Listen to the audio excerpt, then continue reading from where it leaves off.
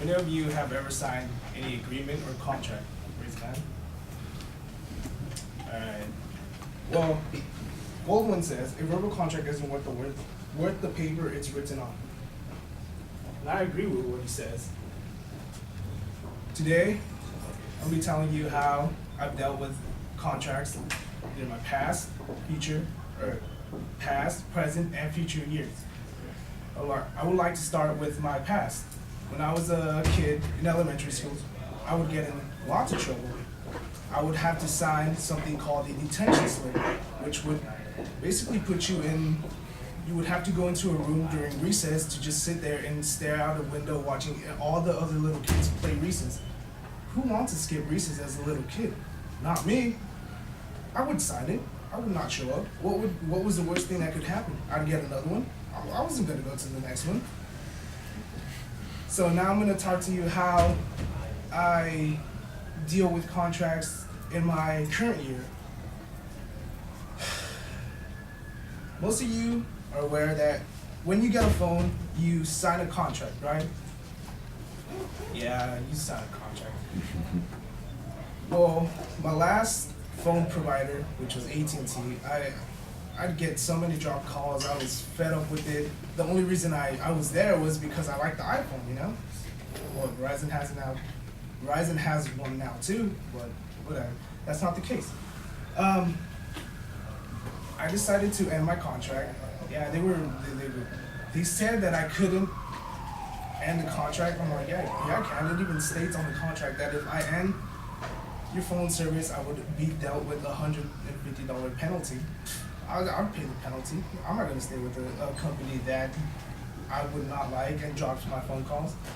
And how I would deal with contracts in my future years would be, Well,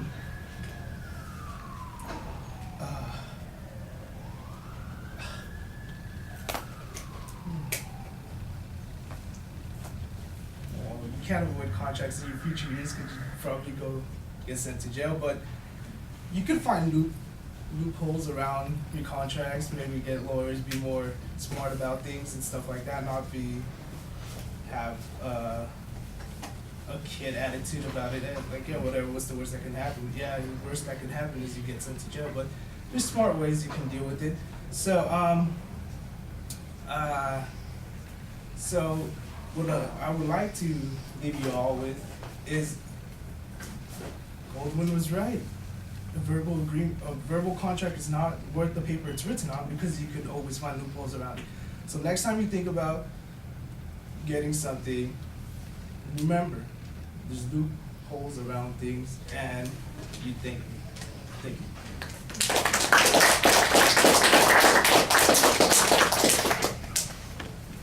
Can I get the time on that, please? Thank you.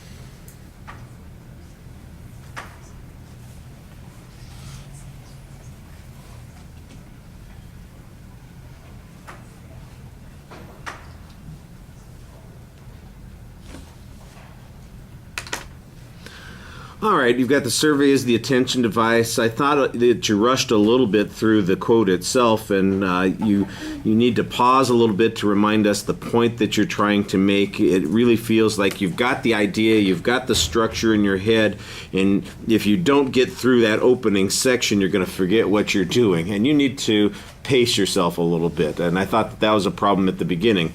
Later on in the speech, the pacing goes the other direction. You get stuck when you get to that third point. You knew you had something that you wanted to say, couldn't quite remember what it was, and then it just felt awkward because you couldn't get to that next idea. That was a little bit problematic.